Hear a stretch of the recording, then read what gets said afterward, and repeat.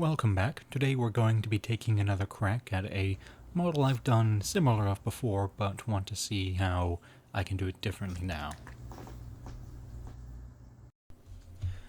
I am a fan of tabletop role-playing games like Dungeons & Dragons or Call of Cthulhu. For the past few years, my attention has also been drifting into tabletop war games. You may have heard of Warhammer 40,000. This isn't the direction I'm heading in, yet.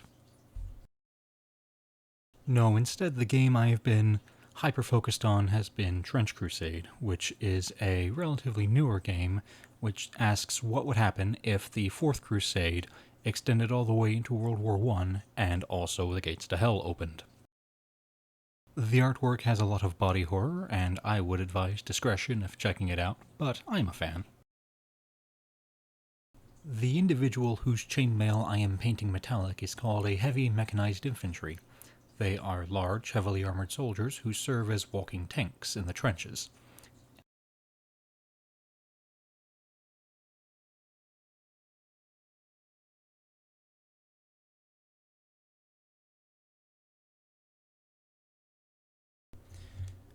Just under a year ago I painted a pair of these for my first TC warband, and you may have seen that on the channel.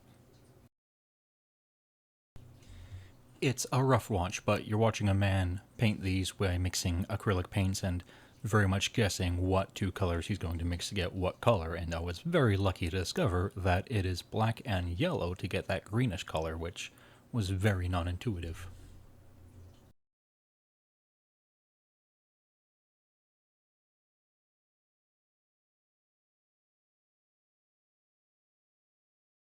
I really want to learn that painting technique where you highlight the edges of a black model with white and then you paint over it with a really thin yet colored paint, and it creates these really vibrant highlights that are really fun to look at. And if you know the name of that technique, please tell me, because it's really hard to research it when you don't know the name of a thing.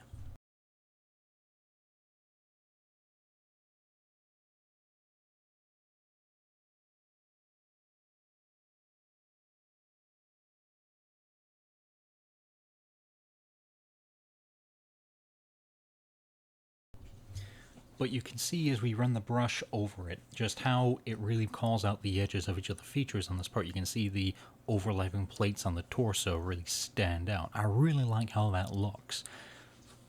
And I want to keep that through to colored models, and that's what we're trying to do here. I've got a really thin paint. I've watered it down a lot. So I'm hoping that's going to let this white highlights shine through.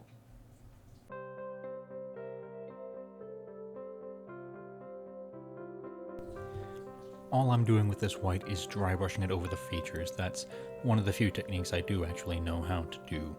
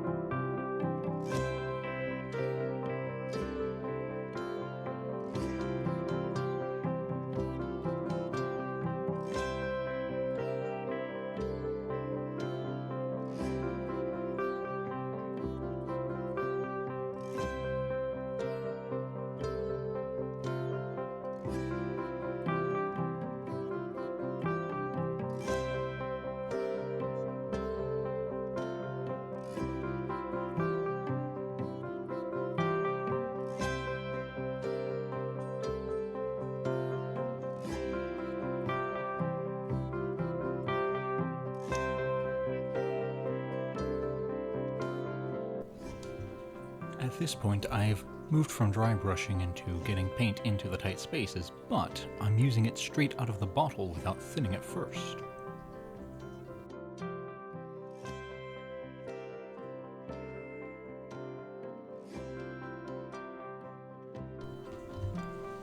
This is not working like I had hoped.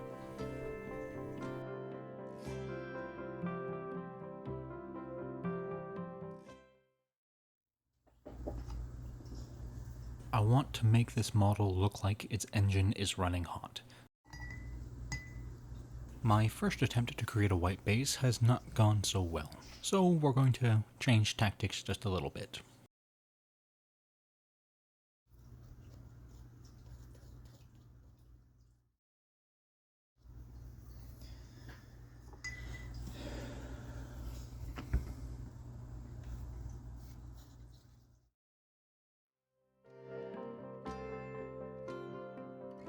I have always had to do things the hard way the first time around, which means I am thinning my own paints with water. I think it is doing its job quite well.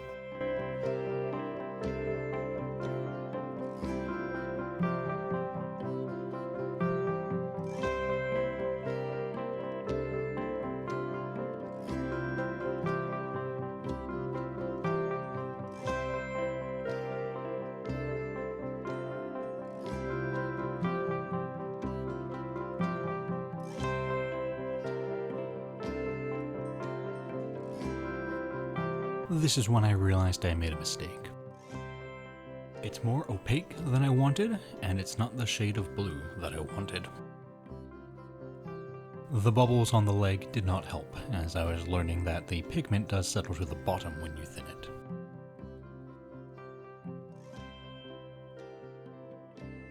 I wanted to paint a French mech knight, not a blueberry. Ah well, no way out but through.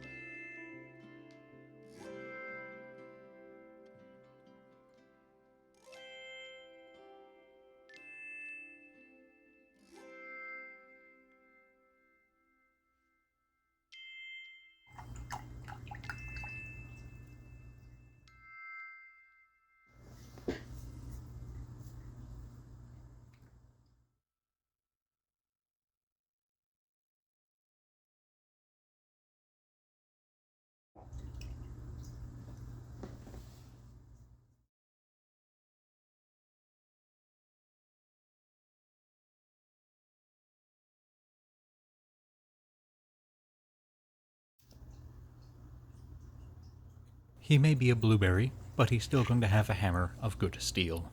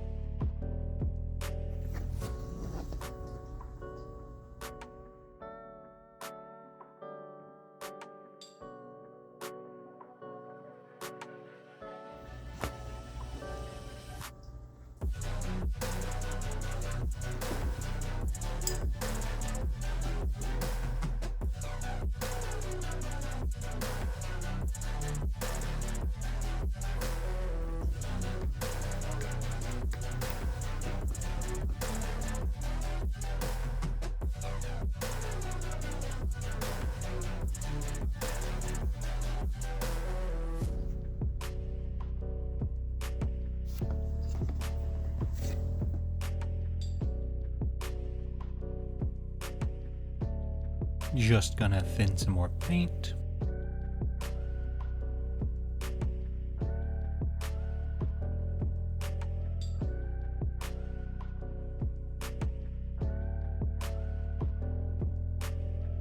This was another moment where I thought I had ruined the model.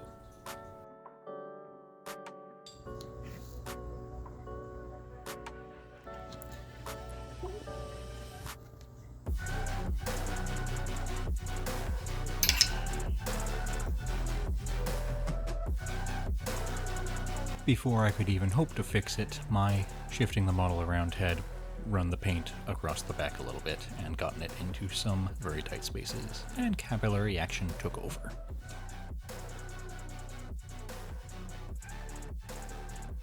But I'm still going to try and draw as much excess paint off of those patches as I can with my brush, lest it be the end of me.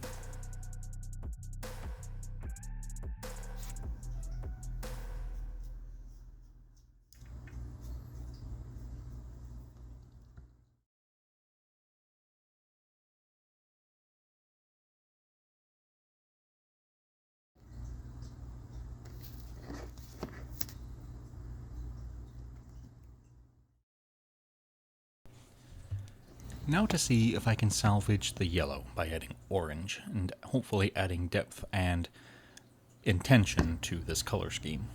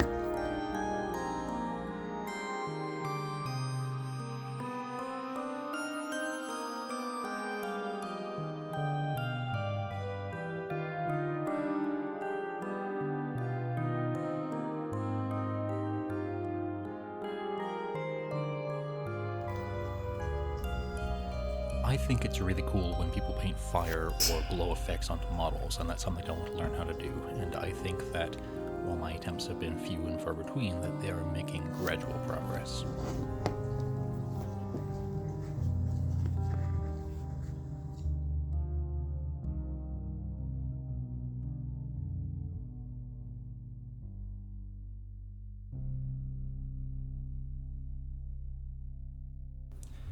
Shortly before beginning to paint this model, I picked up a new color that called itself Magic Blue.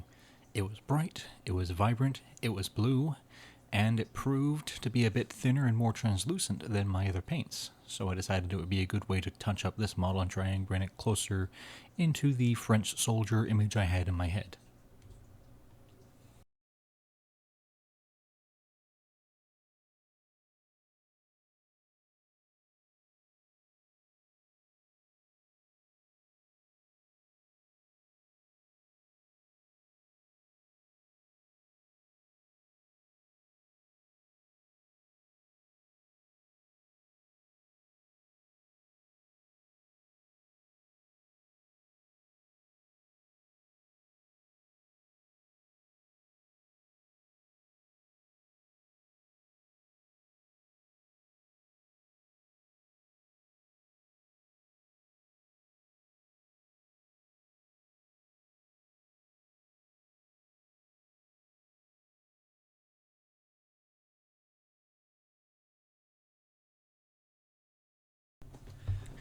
I looked at this shield and I thought this needs some black highlights, so I began dry brushing on there over the bolts, and it was completely ineffective.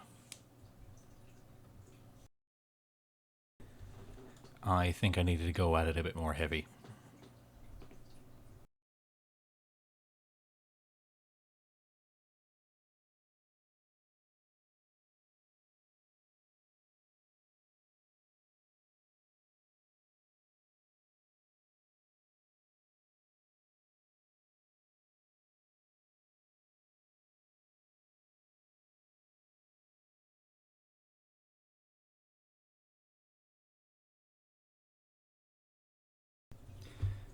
I did appreciate how my black dry brushing made him look a bit roughed up and mud covered, as opposed to a pristine, fresh off the assembly line, mechanized soldier.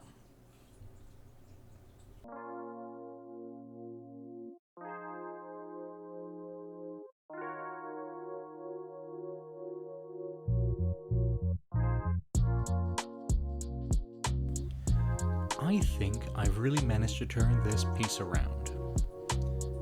It's got a fiery exhaust port and an engine that is clearly about to melt down, and the paint does not look like someone slathered it in plaster and sent it out into the Levant. I think that this has been a successful paint. And then I showed the model to some other people who were playing Trench Crusade. And when I heard their feedback, I thought, alright, let's give that a shot.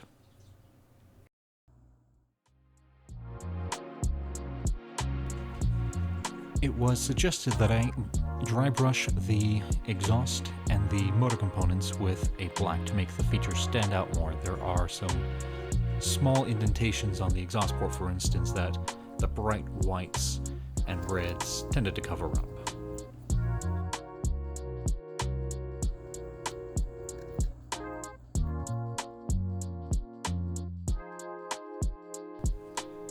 I was a little ham-fisted at first, but I got the hang of it.